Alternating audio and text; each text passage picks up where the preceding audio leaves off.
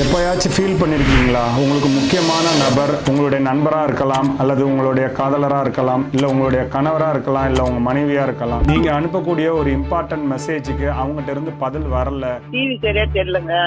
கிட்ட போய் உட்காந்து பாருங்கம்மா.